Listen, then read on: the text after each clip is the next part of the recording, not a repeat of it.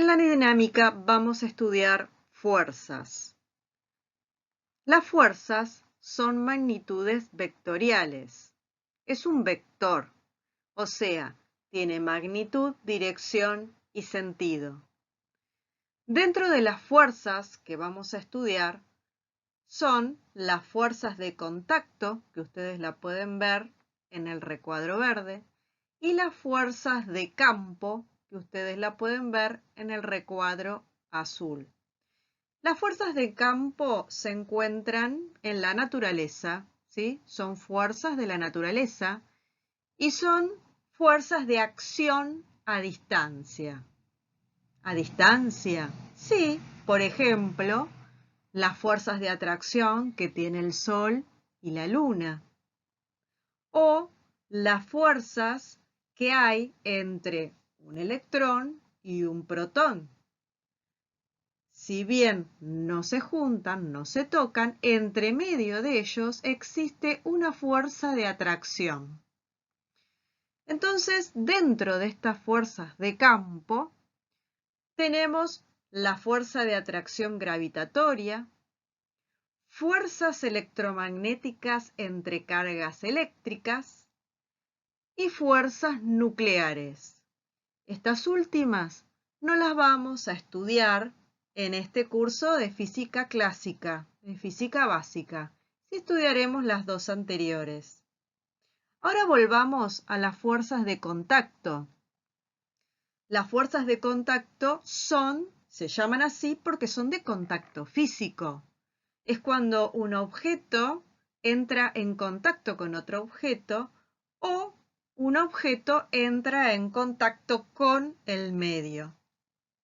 Dentro de estas fuerzas de contacto podemos identificar, por ejemplo, la fuerza normal, la fuerza de tracción o tensión, la fuerza de compresión, fuerza de rozamiento o fricción, y dentro de ellas tenemos la fuerza de rozamiento estática y la fuerza de rozamiento dinámica y la fuerza de elástica. Todas estas fuerzas las iremos estudiando en el transcurso de la unidad de dinámica.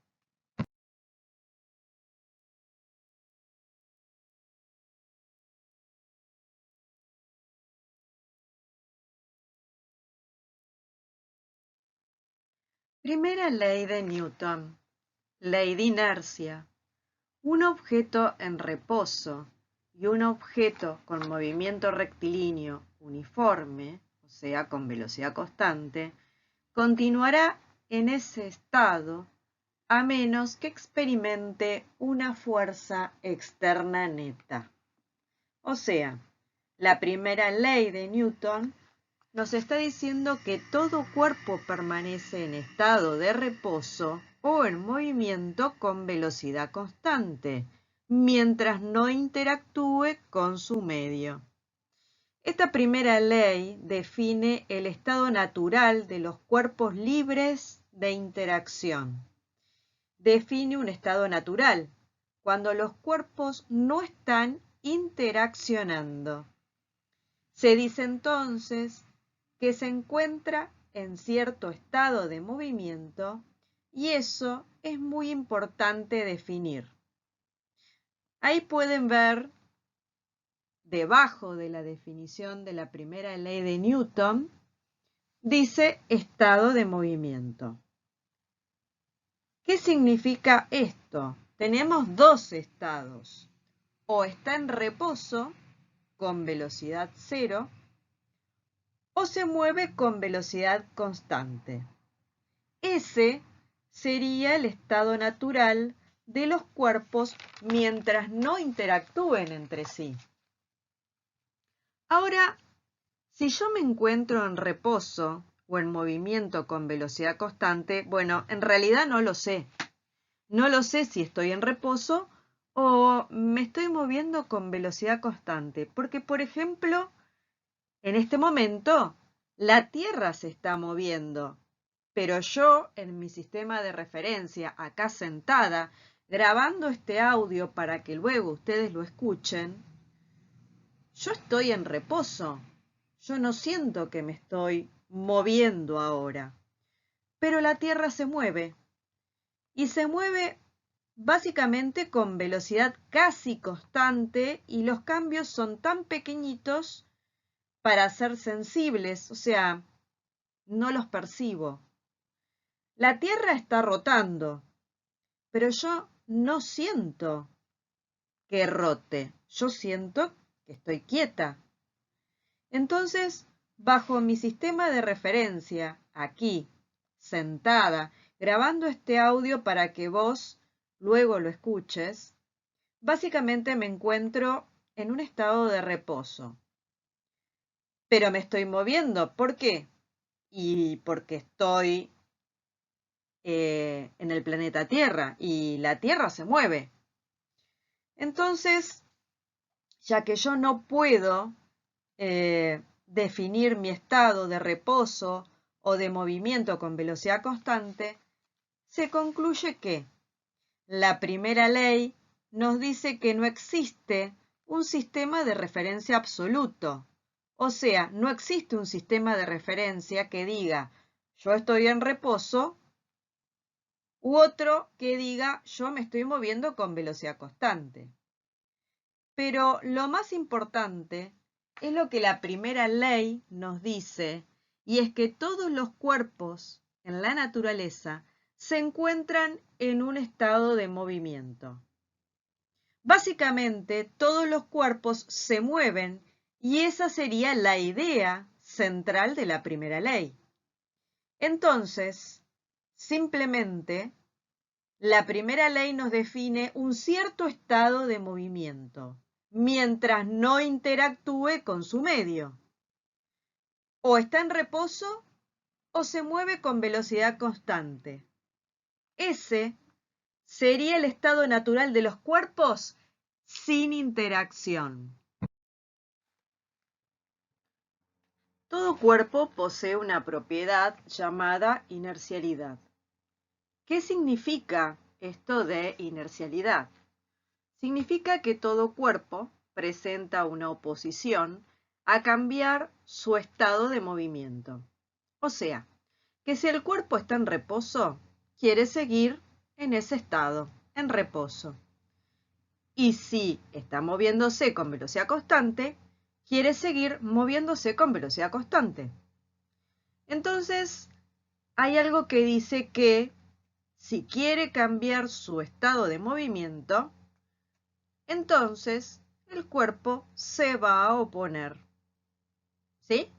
Si hay algo que quiere cambiar el estado de movimiento de un cuerpo, ese cuerpo se va a oponer. Esa oposición se llama inercialidad. La medida de esa propiedad se llama masa, cuya unidad en el sistema internacional es el kilogramo. Y se denota con la letra M mayúscula o M minúscula. Entonces, si yo te preguntara, ¿qué entiendes por masa? La respuesta sería que la masa es la medida de la propiedad llamada inercialidad. O sea, esa propiedad que tiene el cuerpo de poner una oposición a cambiar su estado de movimiento. Si está en reposo, quiere seguir en reposo. Y si se mueve a velocidad constante, quiere seguir moviéndose a velocidad constante. Esa es básicamente la medida, y la medida de ello es la masa. Aunque en nuestra vida cotidiana la masa se identifique como la cantidad de materia que posee el cuerpo, pero el concepto básico de masa está en la medida de esa propiedad llamada inercialidad.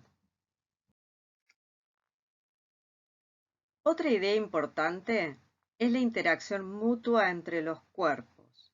Veamos. Todo cuerpo en la naturaleza interacciona con su medio. El medio puede ser otro cuerpo o lo que se encuentra alrededor de ese objeto. o cuerpo, ¿no? ¿Qué significa que interaccione? Significa que hay una acción recíproca entre todos los cuerpos, ya sea por contacto o a distancia. Hay una acción recíproca por contacto, por ejemplo, en este momento yo estoy parada sobre el piso y el piso interacciona conmigo como yo interacciono con él. Eso es por contacto. Cuando, por ejemplo, vos te apoyás sobre una pared, vos estás interaccionando con la pared y la pared interacciona con vos. Pero también hay interacciones a distancia. Por ejemplo, la Tierra y la Luna. Ellas no se tocan, pero están interaccionando. También se puede hablar de interacción entre átomos, entre un protón y un electrón. Ellos no se tocan, pero están interaccionando. Ahora, la medida de esta interacción se llama a lo que conocemos como fuerza, cuya unidad en el sistema internacional es el newton. La fuerza se denota con la letra F y en el PowerPoint lo vas a ver como que está escrito un poquito más fuerte que el resto, en negritas. Eso significa que la fuerza, por naturaleza, se puede expresar o se puede describir matemáticamente como un vector. Si por alguna razón un cuerpo experimenta un cambio en su estado de movimiento, o sea, si por alguna razón el cuerpo que está en reposo deja de estar en reposo y ahora se mueve, o estaba moviéndose con velocidad constante y de repente cambia su velocidad, entonces, si el cuerpo experimentó un cambio de movimiento, se dice que interaccionó con su medio y esta es la causa de la aceleración del cuerpo. Entonces, si el cuerpo experimenta un cambio de movimiento, eso implica que hubo un cambio de velocidad en un intervalo de tiempo t y eso implica que hubo una aceleración. Entonces, se dice que interaccionó con su medio y esta es la causa de la aceleración. En función de esto, ya estamos en condiciones de ver la segunda ley de Newton. ¿Qué dice la segunda ley? La dirección de la aceleración es directamente proporcional a la dirección y sentido de la fuerza resultante e inversamente proporcional a la masa del cuerpo. Esto es lo mismo que ustedes tienen acá en el PowerPoint. Es lo mismo que decir, la aceleración de un objeto es directamente proporcional a la fuerza neta, fuerza resultante, fuerza neta, sumatoria de fuerzas, que actúa sobre él e inversamente proporcional a su masa. Si yo lo tendría que escribir, la ecuación que colocaría sería que la aceleración es igual a la fuerza resultante sobre la masa. O sea, que si hay un cambio en el estado del movimiento, que ya lo vimos en la primera ley, eso implica que interaccionó con su medio, o sea, que experimentó una fuerza y el hecho de haber interaccionado con su medio hace que el cuerpo se acelere.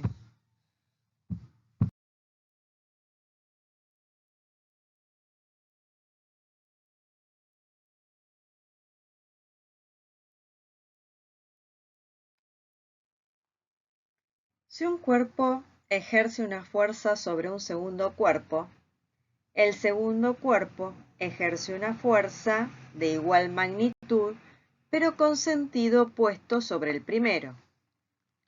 Veámoslo así. Si yo me recuesto sobre una pared, yo le estoy haciendo una fuerza a la pared. Yo soy el primer cuerpo y la pared el segundo cuerpo. Ahora, la tercera ley me dice que la pared me hace una fuerza igual, solo que de sentido contrario a mi persona. En forma general, yo me puedo imaginar, por ejemplo, algo muy importante a lo que vamos a llamar una línea de acción. La línea de acción es esa línea que está construida en color azul, que la pueden ver en el PowerPoint. La línea de acción se construye, supongamos que tenemos dos partículas, una masa M1 y una masa M2, a las que vamos a considerar partícula, y por su centro de masas se trazará una línea que corresponderá a la línea de acción de las fuerzas. Entonces, por ejemplo, la tercera ley me dice que si un cuerpo ejerce una fuerza sobre un segundo cuerpo, supongamos que sea de atracción, y la flecha que parte de la partícula 2 hacia la partícula 1, ¿la pueden ver? La partícula que está en color verde, el círculo que está en color verde, ¿sí? Hay una flecha que sale de la partícula de color verde, que parte de esta partícula y que se dirige hacia la partícula 1. Yo lo que estoy ahí graficando es la fuerza que dice F2, 1. ¿Cómo se menciona esto? Se menciona como la fuerza que experimenta el cuerpo 2 debido al cuerpo 1. Entonces, el segundo cuerpo le ejerce una fuerza a ese cuerpo, tal que tiene igual magnitud, pero sentido opuesto. Y ahí lo podemos ver en el cuerpo o la partícula que se encuentra graficada en color rojo, a la cual llamamos M1. Y vemos una flecha roja que parte de M1 hacia la partícula M2. Esa flecha roja es la fuerza de interacción de atracción que se grafica sobre la línea de acción. Y esa fuerza de color rojo se denomina a la fuerza que experimenta el primer cuerpo debido al segundo cuerpo.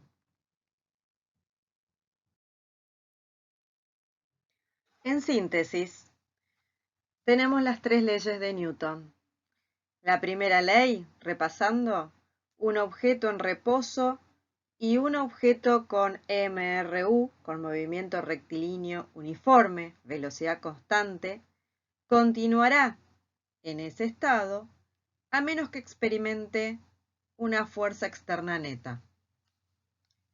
La segunda ley, la aceleración de un objeto es directamente proporcional a la fuerza neta que actúa sobre él e inversamente proporcional a su masa.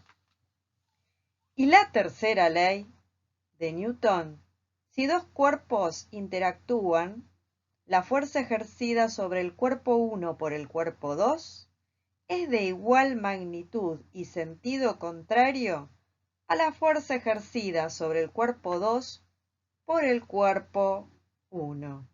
Son las famosas conocidas fuerzas de acción y reacción.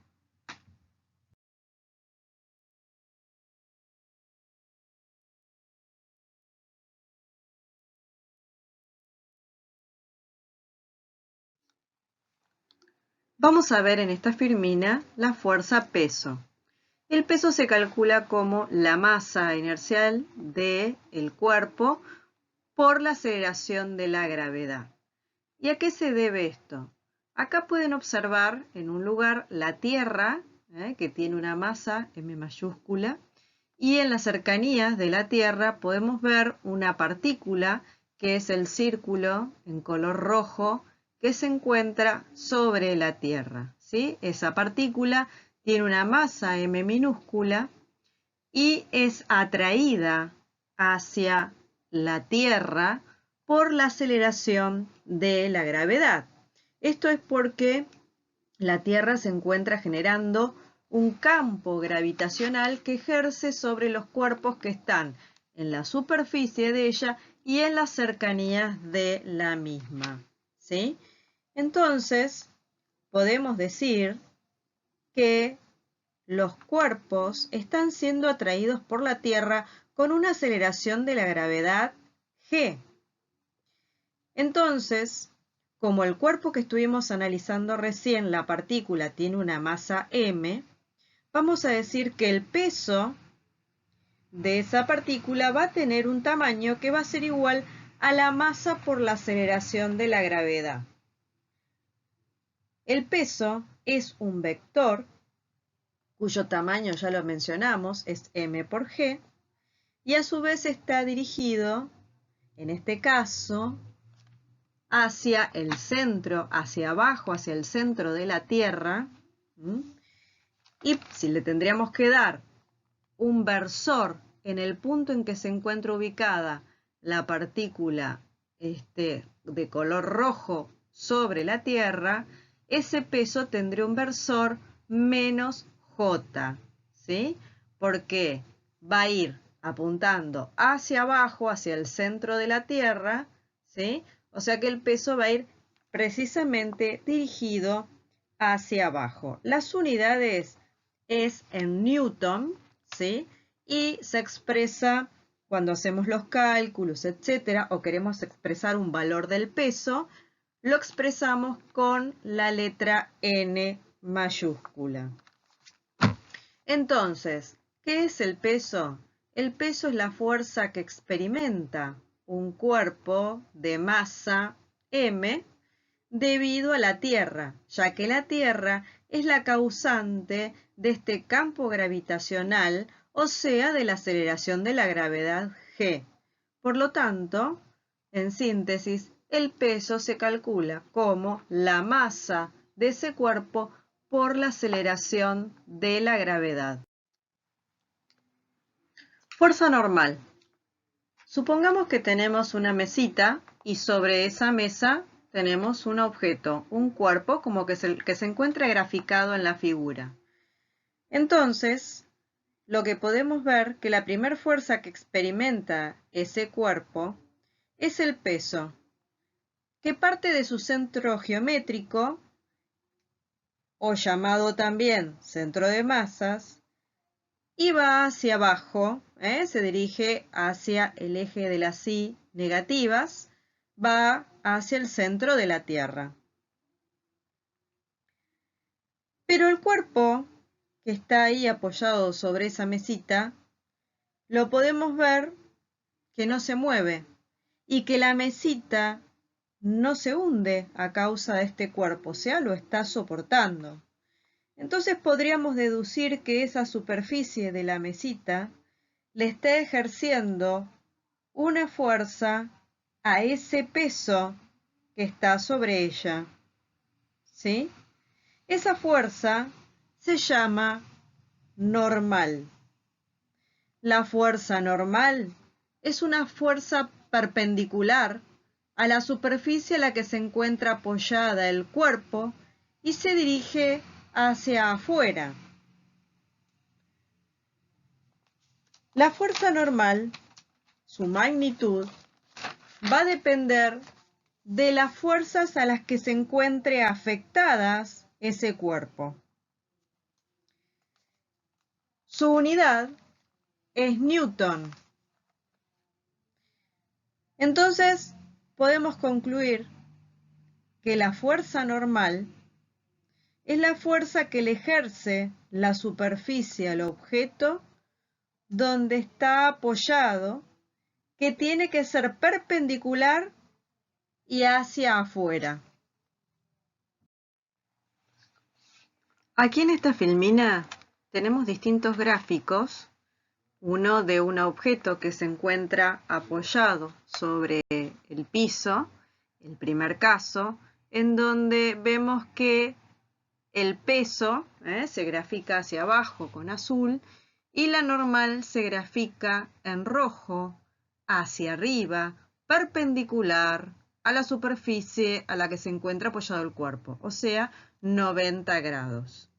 Ahora vamos a ver el plano inclinado que está debajo.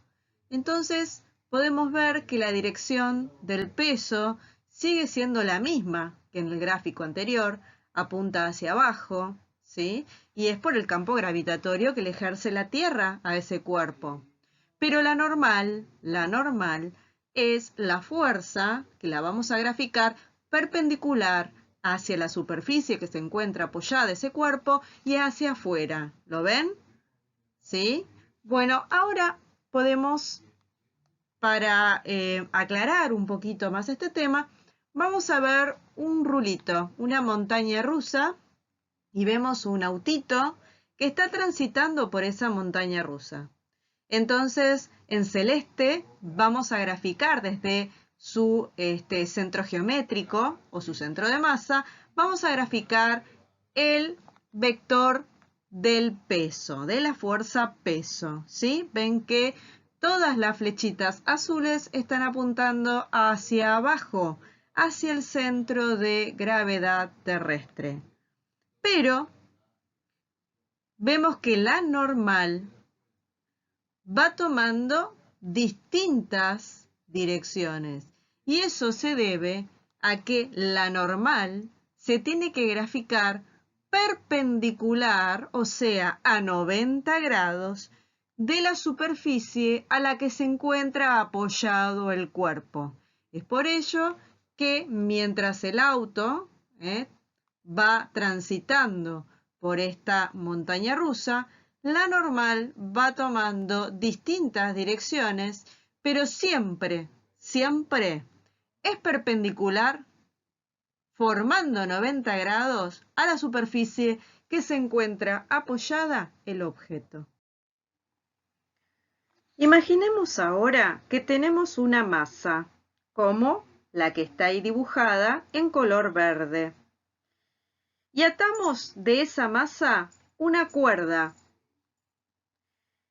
Y desde el centro geométrico de esa masa vamos a graficar el vector peso. Entonces, lo graficamos, es la flechita en azul que sale hacia abajo. El peso está buscando siempre el centro de la Tierra. Pero la masa no se cae. Ustedes pueden ver que esa masa está sostenida, pueden hacer la prueba, sostener, atar una pelotita con una cuerda y la sostienen. Entonces pueden dibujar el peso hacia abajo. Pero la masa se mantiene quieta, no se cae, ni nada por el estilo. Entonces, podemos ver que sobre ella está actuando otro tipo de fuerza. Pero esta fuerza es debido a la soga que sostiene esta pelotita.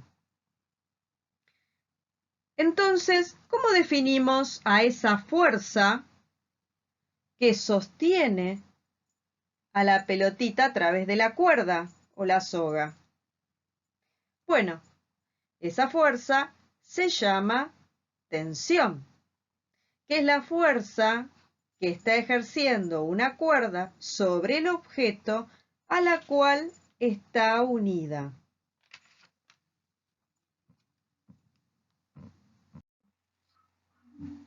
Aquí se pueden ver un par de ejemplos de cuerpos que se encuentran amarrados a una cuerda. Entonces, el primer caso es un bloque que se encuentra apoyado sobre una superficie horizontal y también se le aplica tiene una cuerda amarrada a la cual se le aplica una fuerza de manera horizontal, de forma tal que esa cuerda, con esa fuerza aplicada, le ejerce una tensión al bloque. Ahora podemos ver otro caso donde tenemos dos bloques, el bloque A y el bloque B. El bloque A y el bloque B se encuentran conectados también por una cuerda que los amarra a los dos, y a su vez el bloque A se encuentra amarrado del otro lado con otra cuerda. Se aplica una fuerza sobre la cuerda que amarra el bloque A y se lo empieza a tratar de mover. Entonces se tensa esa cuerda y también sentirá esa tensión la cuerda que se encuentra entre el bloque A y el bloque B, perdón. Entonces allí podemos ver que hay fuerzas internas, porque el bloque A le ejerce una fuerza T sub 2' al bloque B, y el bloque B le ejerce una fuerza igual y contraria al bloque A, por el par de acción y reacción que habíamos visto en la tercera ley de Newton. Son fuerzas internas. Entonces acá tenemos otros ejemplos donde aparecen las tensiones.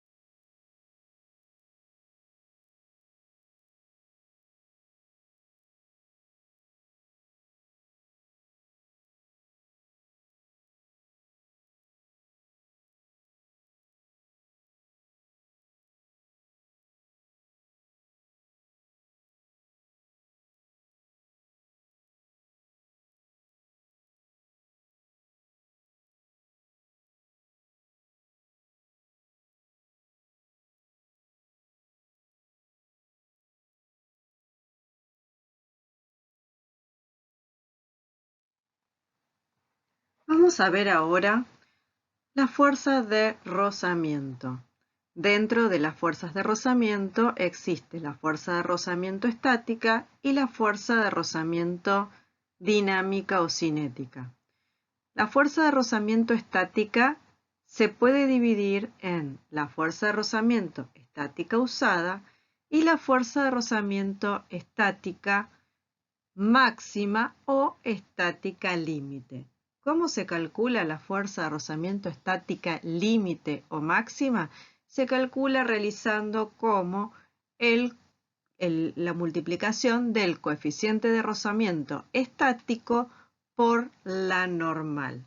Haciendo esa cuenta del coeficiente de rozamiento estático por la normal, vamos a obtener el valor máximo de la fuerza de rozamiento estático. Más adelante, cuando aclaremos algunas cosas, nos vamos a dar cuenta qué significa la fuerza de rozamiento estática usada.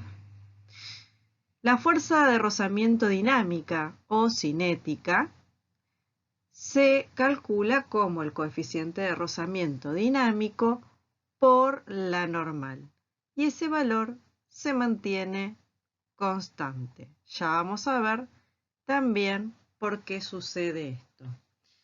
Quiero dejar aclarado desde ahora que el coeficiente de rozamiento estático es mayor que el coeficiente de rozamiento dinámico, el mu estático es mayor que el mu dinámico, y que este tipo de coeficientes de rozamientos dependen de la naturaleza de las que están constituidas las superficies de los cuerpos. Ya esto va a quedar más claro dentro de un ratito. Los coeficientes de rozamiento tienen que ser menor a 1. Entonces podemos decir, para ir aclarando un poquito más las cosas, que las fuerzas de fricción son muy comunes y necesarias en la vida cotidiana. La fricción hace posible el poder manipular los objetos, el agarrar un vaso y que no se te caiga, el tomar un objeto y que no se te resbale de la mano, sostener las cosas, caminar sin resbalarte o caerte, correr, manejar un automóvil. Estar de pie sería imposible sin la fricción, ya que con un rápido desplazamiento ocasionaría que nos resbalemos y nos cayéramos. Imagínense un cesto de residuos como el que podemos ver en la figura. Ese cesto de residuos está lleno de residuos, es muy pesado y lo queremos arrastrar por un patio que está construido por concreto, por cemento. Ustedes se imaginan la superficie del cemento que es áspera, ¿sí? Va a tener mucho rozamiento. Si aplicamos una fuerza horizontal externa hacia la derecha, sobre el cesto de residuos, una fuerza F, como se muestra en la figura A, el cesto permanece quieto si la fuerza aplicada es pequeña. O sea, si la fuerza F que yo le aplico, lo empujo al cesto, es pequeña, el cesto no presenta ningún tipo de movimiento, se queda quieto. Esto quiere decir que existe una fuerza que contrarresta a la fuerza que yo estoy aplicando en el cesto y evita que el cesto se mueva. Esa fuerza actúa hacia la izquierda, opuesta a la dirección de la fuerza aplicada y se llama fuerza de fricción estática o fuerza de rozamiento estática, que es lo mismo. Mientras el cesto no se mueva, la fuerza de rozamiento estática toma los valores de la fuerza F aplicada. De igual forma, si la fuerza aplicada disminuye, la fuerza de rozamiento también lo hará así. Se ha demostrado con experimentos que la fuerza de rozamiento se origina de la naturaleza, que se encuentran constituidas las superficies. Debido a la rugosidad de las superficies, solo hay contacto entre algunos puntos, ¿sí? No es lo mismo el contacto de nuestros zapatos con el pavimento que el contacto de nuestros zapatos con una pista de hielo, ¿sí? Si se incrementa la magnitud de la fuerza aplicada F, como ocurre en la figura B, o sea, yo le aplico al cesto una fuerza mayor para poder arrastrarlo, el cesto de basura termina por deslizarse. Cuando el cesto está a punto de deslizarse, la fuerza de rozamiento estática es máxima o límite, como se muestra en la gráfica de la figura C. La gráfica en donde estamos viendo las distintas regiones en donde tenemos la región estática, aplicamos una fuerza F, en donde en la región estática vemos que F se va compensando con la fuerza de rozamiento estática hasta que vamos aumentando esa fuerza F y llega un punto que la fuerza F aplicada iguala a la fuerza de rozamiento estática máxima o límite, como se ve en la gráfica.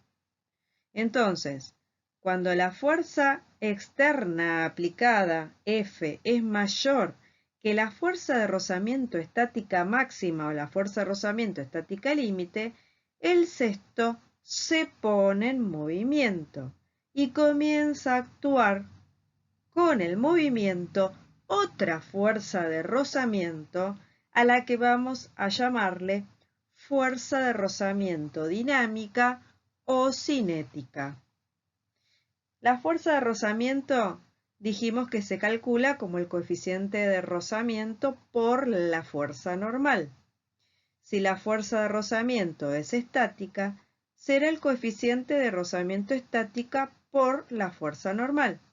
Si la fuerza de rozamiento es dinámica, se calculará como el coeficiente de la fuerza de rozamiento dinámica por la fuerza normal. Ya dijimos que el coeficiente de rozamiento estático es mayor que el coeficiente de rozamiento dinámico y que los coeficientes de rozamiento mu son menores que 1. Para repasar un poco lo que se dijo hasta ahora de la fuerza de rozamiento, vamos a dar un ejemplo. A ver, por ejemplo, si yo tengo que mover una caja que se encuentra apoyada en el piso. Entonces a esa caja la empujo. O sea, le aplico una fuerza. Pero la caja no se mueve. ¿Por qué no se mueve la caja? Y no se mueve la caja porque hay una fuerza igual y contraria que se opone al movimiento.